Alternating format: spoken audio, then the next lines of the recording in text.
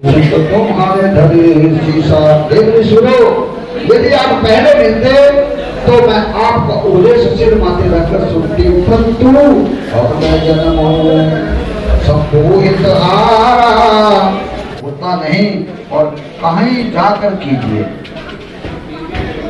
जन्म को दी लगे रगड़ हमारे रहू कवारी, तजोरा नारद कर उपदेशो आप कहे सतबार महेशु। मेरा तो करोड़ जन्मों तक यही हट रहेगा कि या तो शिव जी को वरूंगी नहीं तो कुमारी ही रहूंगी। स्वयं शिव जी 100 बार कहे तो भी नारद के उपदेश को न छोड़ूंगी। मैं पापर हूँ कहे जगदम्बा, तुम ग्रह गमन हो भयो विलंबा। जगजननी पार्वती ने फिर कहा कि मैं आपके पैरों पड़ती हूँ, आप अपने घर को जाइए। देखी प्रेम बोले मुनि ज्ञानी, जय जय जय जगदम्बिके भवानी। शिव जी में पार्वती का ऐसा प्रेम देखकर ज्ञानी मुनि बोले, हे जगजननी हे भवानी आपकी जय हो जय हो। माया भगवान शिव सकल जगत पितु मातु, नाई चरण दिन मुनि चले मुनि मुनि हर सतगा। तुझे अमर राम जय जय राम, मेरे प्रभु राम सीताराम। आप माया हैं और शिव जी भगवान हैं, आप दोनों समस्त जगत के माता पिता हैं। ये कहकर मुनि पार्वती जी के चरणों में सिर नवाकर चल दिए। उनके शरीर बार बार पुलकित हो रहे हैं। जाय मुनि हिमवंतु पठाए, करी विनती गिरजहि गृह ले आए। बहुत सप्त ऋषि शिव पही जाए, कथा उमा के सकल सुनाई।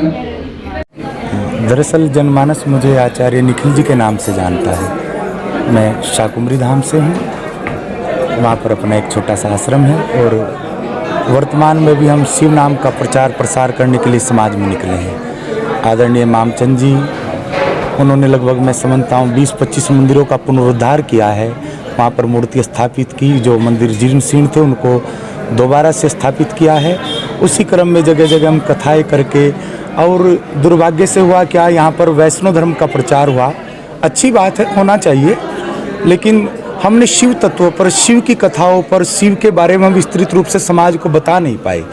तो उसी मिशन को लेकर के हमारे आदरणीय गुरुजी मामचंद जी निकले हैं और उसी का मैं हिस्सा हूँ। जन जन में शिव का, हमने शिव को रहस्यमय मान लिया है, शिव रहस्यमय है, लेकिन शिव का एक मानवीय पक्ष भी है जो समाज को संदेश देता है, समाज को कैसे व्यवस्थित रहना है, किस प्रकार से परिवार संयोजन हो, किस प्रकार से व्यक्ति अपने दुर्गुणों को त्याग करके परमार्थ के काम में लग सके। ये शिव कथा का उद्देश्य है, उस पर हम लगे हुए हैं। इसका क्या कारण मानते हो कि क्यों सनातन धर्म में इस चीज़ की कमी रहेगी? शिव कथा कम हुआ, श्रीमद् भागवत कथा बहुत ज़्यादा होने लगी, जो कथावाचक थे उन्होंने भी इसका ज़्यादा प्रचार प्रसार किया। बहुत अच्छा प्रश्न है आपका।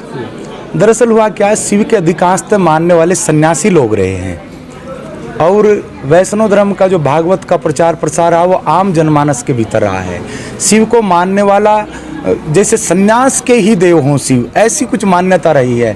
तो शिव के मानने वाले लोग या तो आश्रमों तक सीमित रह गए, या फिर गुफाओं में चले गए, या फिर पहाड़ों पर चले गए।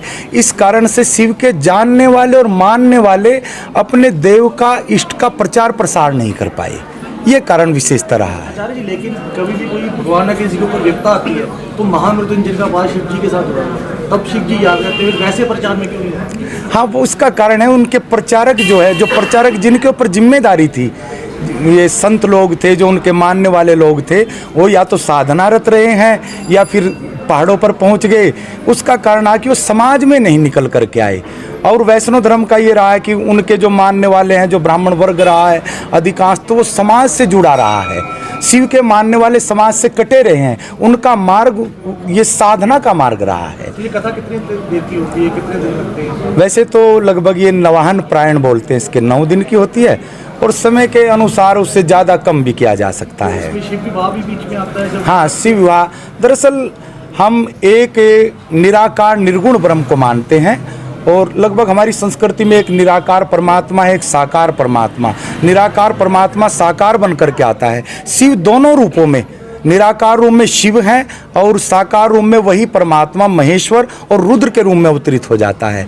और वही महेश्वर किस प्रकार से समाज के जो नैतिक मूल्यों में गिरावट आई है, समाज में जो दुर्गुण आए हैं, समाज में जो खाई आई है, उसको पाटने का काम शिव ने अपने चरित्र से अनेक बार किया है। दुर्भाग्य से हम उसको समाज को बता नहीं पाए हैं।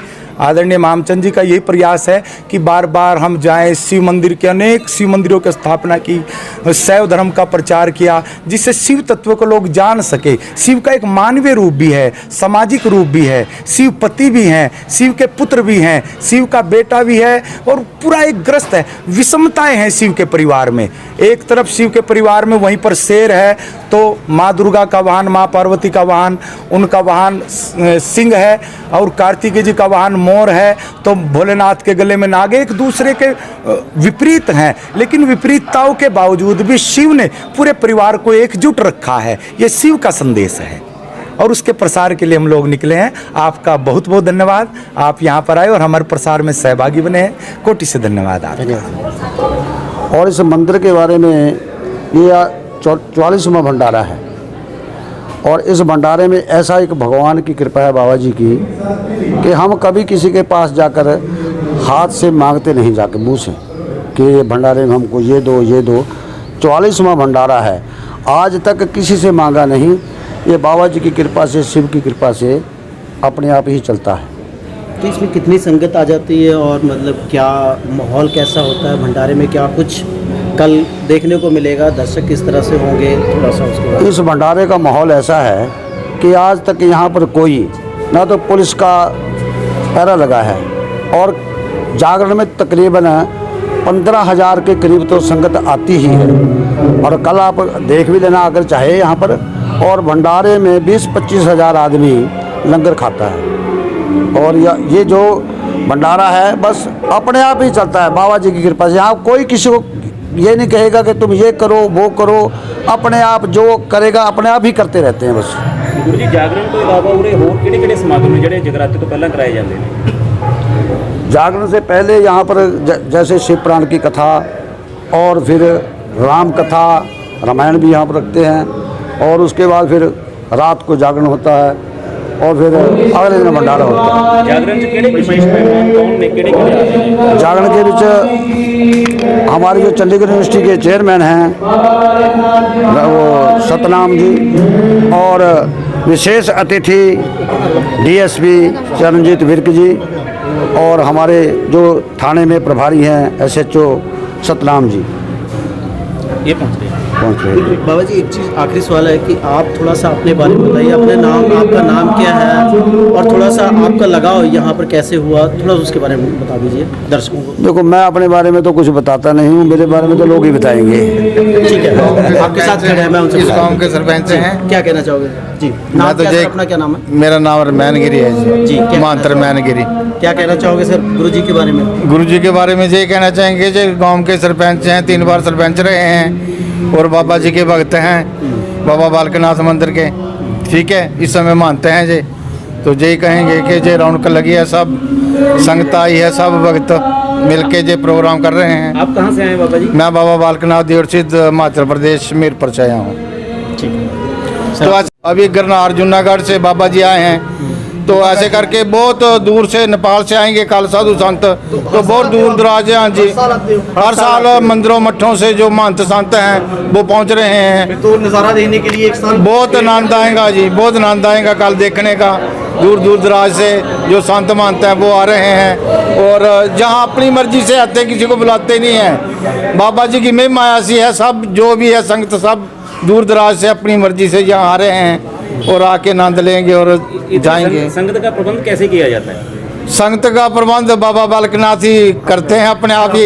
यहाँ बाकी तो कोई नहीं है, बस आ रहे हैं, रह रहे हैं और जाएंगे, गुणगान करेंगे और जाएंगे अपने अपने डेरों में। इंतजार रहता है कि कब दोबारा आएगा। बस ये तो इंतजार रहता है कि कब ये दिन आए। मैम आप भी खड़े हो, आपने सारा कुछ सुना, गुरु जी के बारे में क्या कहना चाहोगे? गुरु जी के बारे कैसी आस्था है में यहाँ? जितना कहा जाए उतना ही कम है। यहाँ 2 महीने से लंगर चलता है 2 ही टाइम, 400-500 बंदा रोज रोटी खा के जाता है। पर ये नहीं पता वो आता कहाँ से, लाता कौन है, हमें भी नहीं पता। बाकी आई साल मंदिर की 6-7 बसें लेके जाते हैं बाबा बालकनाथ, सबको यात्रा कराते हैं, पूरी 8 दिन का टूर होता है। चंदा पर्ची नहीं आज तक नहीं, कोई चंदा कोई पर्ची नहीं, हम लोगों को नहीं पता कहाँ से आता कहाँ से जाता। सुबह भी 250-300 बंदा रोटी खाता है, शाम को 1000 बंदा रोटी आप कितने समय से जुड़े हो इस मंदिर से? 40 साल से। 40 साल से। जी।